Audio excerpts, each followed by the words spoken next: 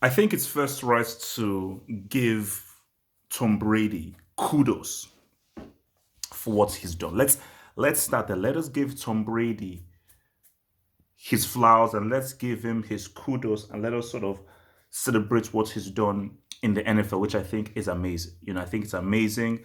I think it's a great achievement. And I think that it is something to be championed, something to be proud of. And he is easily the greatest within the NFL. And I did say that if he wins the seventh, we can have the arguments, and let's have the arguments. So we can have the arguments, but Brady loses the argument. But we can have the argument because I just think that he's now shown that this wasn't about Bill Belichick, it wasn't about the Pats, and at 43 years old to go out and win a seventh ring. Again, nobody has won six. Nobody has definitely won seven. He is far and away the best at the NFL. Nobody even comes close, and I don't think anyone will come close. But when we now compare sportsmen, we can have the argument, which is what I said in my previous video. We can have the argument, um, and people will make the argument that look, the quarterback is a difficult position. You need amazing vision, you need intelligence, you need technique, and the margin of error is very small based on how quickly you have to release the ball and how you have to quickly find the open pockets and quickly move that ball in and the right play to make. Sometimes the play you want maybe isn't open when you do it, so you have to now have basically think quickly on your feet. Okay, I've got to readjust. Short pass here, long pass here. Okay, I've got to run one with the ball and boom. So it requires a lot of brain work, the quarterback position. Hence why you have to admire the skill level of those who are proficient at it. But where Tom Brady fails in comparison to a Floyd Mayweather, in comparison to a Michael Jordan, in comparison to a Maradona, a Messi, a Cristiano, a Serena, is if firstly you're not in direct competition, and how great is a quarterback really? Direct competition. Michael Jordan, whether it was Kemp, whether it was Karl Malone, whether it was Sean Stockton, basically, no, sorry, John Stockton, he was in direct competition with people. All right, I attack, I'm defending. We attack together, we defend together. I'm in direct competition with you. Floyd Mayweather in a ring is 1v1. 1v1. We are both in this ring together, 1v1. Serena, Nadal, Federer, 1v1. It's me against you. There is no other variables. I'm in direct competition with you.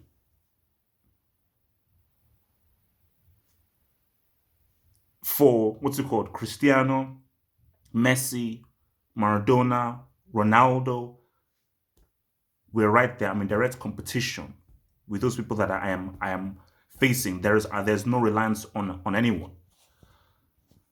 And the issue I've always, this is the issue I've always had with the quarterback, because even times, because I don't really watch the NFL through the season, I always try and catch the Super Bowl. And every time I see them give like the MVP to the quarterback, I always say, because I can't remember what it was. I've forgotten the guy's name. There was one time when they gave the the MVP to a defensive player. I can't remember who he was. I can see the guy's face. I can't remember who he was. Maybe you guys can see him in the comments. I was like, wow, yeah, okay. Because he was the key dude, just like how Fabio Cannavaro won the Ballon d'Or in '06 because he was the key player. And football favors attacking players a lot, but there are times when the defensive player is the difference maker. But I always say that about the quarterback is you'd contribute nothing to the defense. Let's start there because I'm going to talk about the receivers. For the quarterback, you contribute nothing to the defense because you do your job, then you sit down and the defense now do the work. In football, you've got to defend. the striker has to, especially in modern football right now, the striker has to press. So in football right now, the defending starts from the very front. The striker and the forward players are the first to have to press and have to do the defensive work, which contributes to the team winning the game. Basketball, 100%. Everyone attacks, everybody defends, everybody has a man. Whether you want to go man to man, zone, or so forth, everybody has to defend.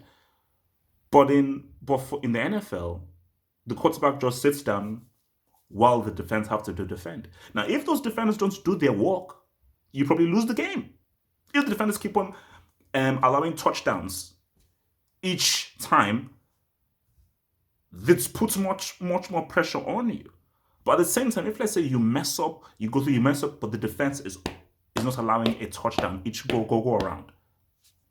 Should we then give the Super Bowl to the quarterback who messed up a few times, then got a few touchdowns, and only won it because the defense were clinical all the way through and did not allow hardly any touchdowns in all 4 quarters? But the quarterback is the guy that scored the touchdowns, which we will get to. But at the same time, what about the defense that you didn't contribute to? You made zero contribution to the defense. The quarterback contributes nothing to the defensive work, which is very important to winning the game. Because without a defense, you probably lose the game. As we see in football, defenses win championships.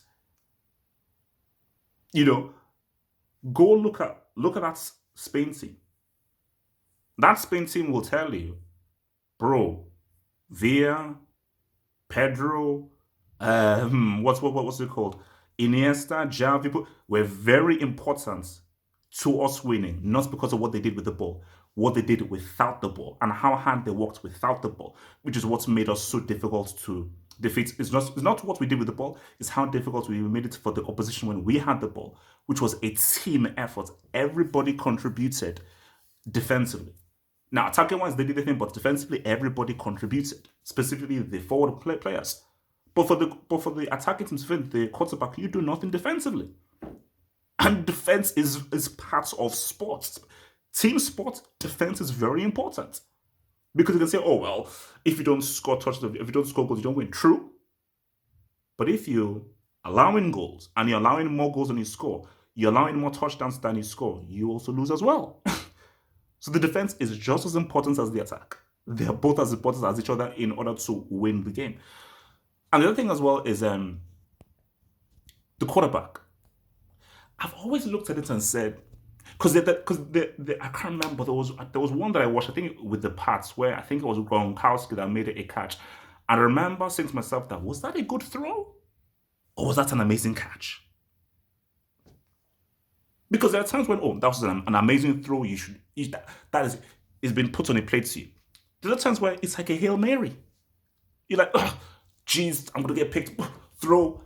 And the receiver has to contort his body, break his neck, twist around the wall to get his fingertips to it and stretch to it. I can't remember which one it was. I don't know whether it was Gronkowski or someone that's made an insane catch where the guy was up in the air, landing through, caught it to his chest, and then they had to do a review because did he have full control of the ball when he had it? I was like, that is a crazy catch. That wasn't a great pass, but he made that pass happen with how he made that catch through a pretty crap pass. So can we give it all to the quarterback? Because all the quarterback is doing, 90% of the time he's throwing. Sometimes he's running it and doing the touchdown himself, but 90% of the time he is throwing it. And there are times when, was that a great throw? Or was it a case of the receiver making it a good throw? And the receiver getting it and saying, oh, that quarterback, what a great throw. But well, then let's run that back. That throw was crazy, and that's a pretty hard catch to make. So let's give the credit to the receiver. So I don't know how great the quarterback is really. Let's have a conversation about the quarterback. It is a difficult position. I have to respect the technique needed and how difficult it is based on how quickly you've got to make a decision when you receive that ball and how you have 10-5 huge guys ready to try and break your neck open. So I know how hard it can be. But are all throws amazing? Are all throws just put in a place for the receiver? Are we not giving receivers much more credit? So that is why when I look at a Floyd Mayweather, it's easy. It's easy. He's directly competing with dude. Dude can't touch him. And he is smacking this guy left, right, and center. And this guy can barely touch him. So it's easy. Michael Jordan, he's defending, he's attacking, he's right there, and he is being the one difference maker throughout. And I think whenever you look at, when they say athletes, Ronaldo, Cristiano, Messi, Maradona, they're playing for 90 minutes. For 90 minutes, constantly, continuously, for 90 minutes. Basketball, it may be less, it may be 48 minutes, but my gosh, they're going up and down, up and down, up and down in a much smaller playing area. So let's not go down the athletic route. The quarterback doesn't even sniff the athleticism of a Rafa Nadal, Serena, Federer, Michael Jordan, Messi, Cristiano, Ronaldo, Maradona, Floyd Mayweather, Mike Tyson, and so forth. They don't sniff the athleticism of those dudes who were, or Usain Bolt. Literally athletics. They don't sniff what those guys do. So I think it is it is ridiculous to put Tom Brady in the same sentence as freaking Usain Bolt, or a Michael Jordan, or a Messi, or a Cristiano, Ronaldo, Maradona, or a freaking Floyd Mayweather. Because when you look at Floyd Mayweather, you're like, hate him all you want, say it's a captain all you want, you're gonna say, yeah, he did that. When you look at a Jordan and just look at just the way he played the game, the kinds of things that he did. When you look at Messi, you're like, from a physical point of view, that's just a thing of beauty. There's nothing that Tom Brady does that is on the same athletic level as what a Messi, Cristiano, Floyd Mayweather, Serena, Rafa Nadal, Federer, that these guys do. It just isn't. And I think that if you're being fair, you have to be real. Like, these are top tier athletes, Usain Bolt. These are top tier athletes that really have really pushed the envelope for what a human being can do physically.